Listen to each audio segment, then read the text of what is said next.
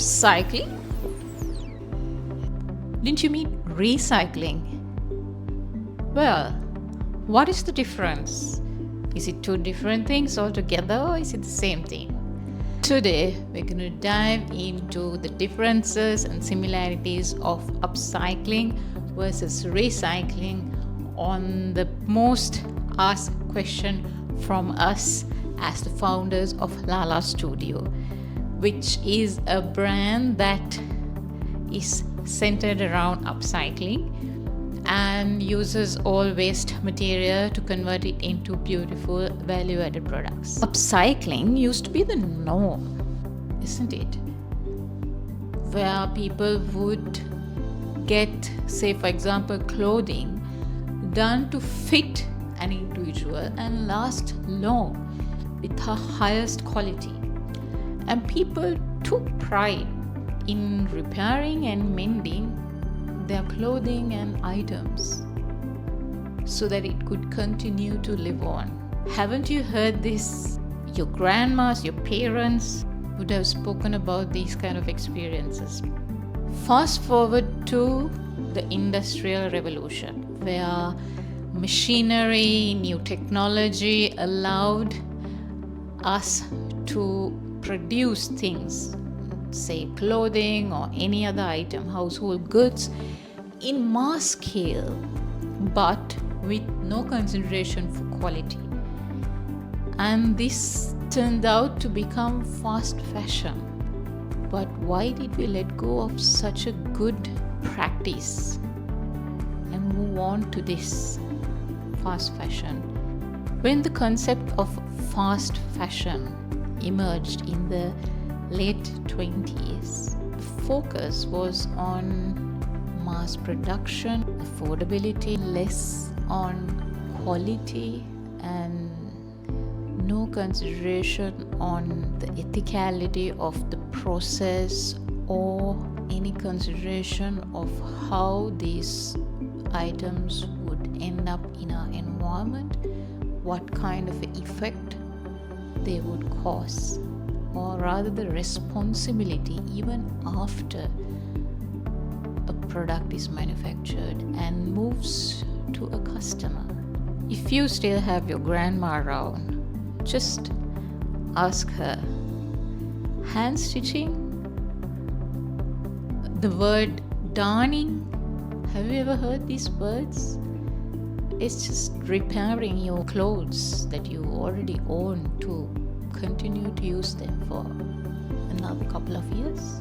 With this fast-paced world and changes, we as consumers lost the skill or the ability to repair anything that's broken, to stitch or mend our clothes, and we just got into a system where we take, use and throw away. This is called a linear economy. And along with this linear economy, it was identified that there's massive waste produced and released to our environment. And here you go. What was the solution? We all focused on recycling.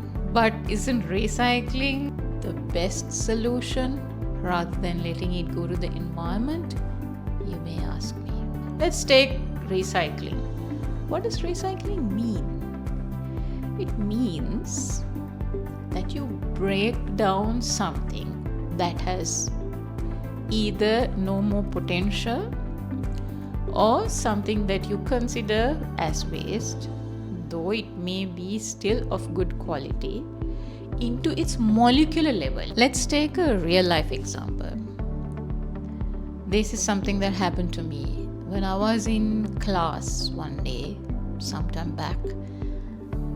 These desks that we used to sit at had real jagged edges, and this caused me to have a L-shaped tear in my pants. And what would you do if that happened to you? I mean, it was a very tiny rip, but would you get rid of this pant? Or if it was not your favorite pant, would you hold on to it and find a solution for that ripped part? Well, this is where our creativity comes into place. In my story, I looked at the rip. It resembled a tiny heart, and I patched it with the tiny material at the back and stitched it by hand. Thank God for my grandmother who gifted me a hand stitching methods book when I was in school. And recycling comes into play when we think of throwing it away. Let's look at the recycling process. It takes resources, money, and time to break down something and remanufacture it. Can you imagine the energy that was consumed to make the pans in my example, and the energy that's going to be used for it to be converted into another product? Say if they're going to make another jeans out of it, it's going to be double the amount of energy. So why do we stick with recycling? It also increases the carbon footprint because it's a remanufacturing process, isn't it? How is upcycling different? It keeps the original form of a product. What if you still did not know how to mend it, but you have an aunt who loves making tote bags, and she cuts it, not breaking it to its molecular level, just cuts the parts and puts it back together with minimum energy or carbon footprint and converts it into a pretty bag. Do you see the difference between recycling and upcycling? So there is less energy for the new product. There is less money because you're not spending money on raw material. You already got the material, and you're not having a bigger carbon footprint because it's a product already in there. Your carbon footprint is lower than manufacturing it from scratch. Let's look at why upcycling matters. Well, our planet is drowning in waste, isn't it? In Sri Lanka alone, if you have seen my previous videos, I talk about how the textile industry alone produces about 30,000 tons of pre-consumer waste. This is equal to about 8 Nilum Kulunas or lotus towers in Sri Lankan terms. That's the amount of waste created by the industry alone. So why should we think about upcycling? Because we have already used so much of energy and money in this process, but it's so simple for us to throw it away, not considering what's going to happen, isn't it? Upcycling helps by reducing waste, conserving natural resources, lowering pollution and carbon footprint, and at the end of the day, creating valuable products. A quick shout out to brands like House of Lonali, Source and Supply, and our own brand Lala Studio, who try to do their part in upcycling these textile waste produced in the country. But is it only about the environment and the people? How about the economic impact? This is where it gets really interesting and exciting. As per a research by Grand View, the upcycling market is projected to be a whopping $56.8 billion market by 2027. It's not just about the environment, it's good for business as well. It's surprising as well as very sad to see how most of the manufacturers just make something and then wash their hands away from the continued responsibility. Why don't we bring that responsibility back to the manufacturer by things like making the product either perishable, or you might say biodegradable after its life cycle, or making a product that's repairable. Like so many examples, we have parts and pieces broken off some of our electronic items. Why would the manufacturer not have those parts sold? We have a hand shower in our bathroom, and I only needed to replace the top part, and the only option was to replace the entire thing. You replace the entire thing, what do you do with the one that you removed? You throw it away, right? And where does it go and end up? In another landfill, right? So let's come together as consumers, as producers, as policymakers, to have this system where we all are responsible of everything that we make and put out to the world. What do you think about it?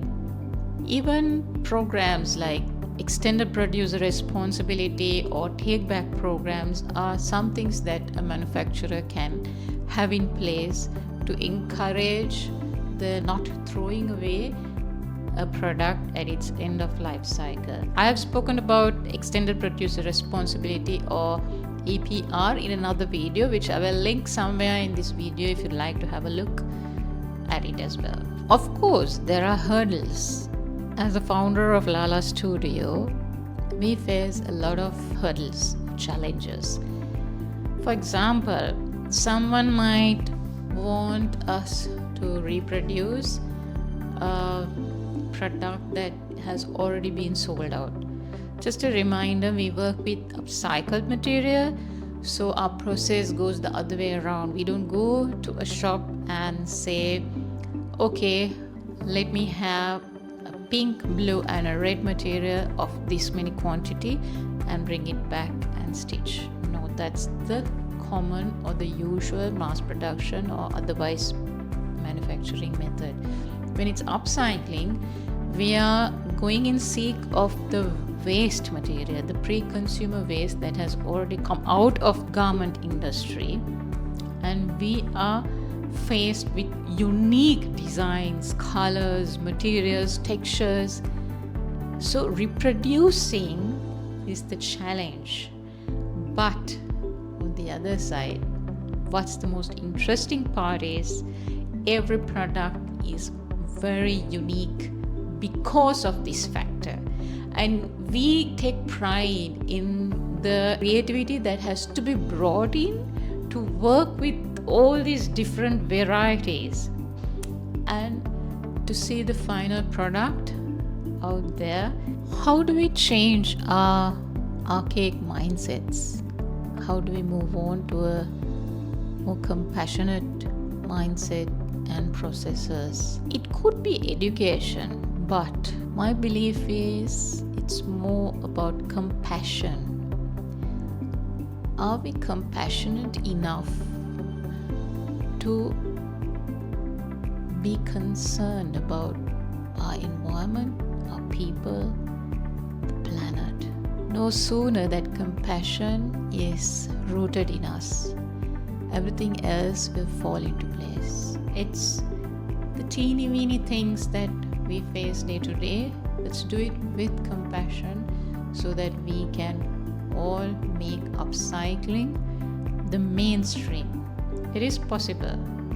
What are your thoughts? After compassion, if you're wondering what next, we can relearn those skills of stitching something, mending something, repairing something, isn't it? It's a little bit of creativity, and I will leave you some images of what we have done with old or discarded items, clothes. Maybe you'll be inspired by this as well. And if you come to the point of throwing something away, just hold on to it.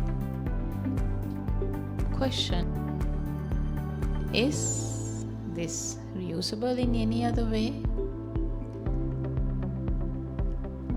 If not, hey, let's dispose of it properly.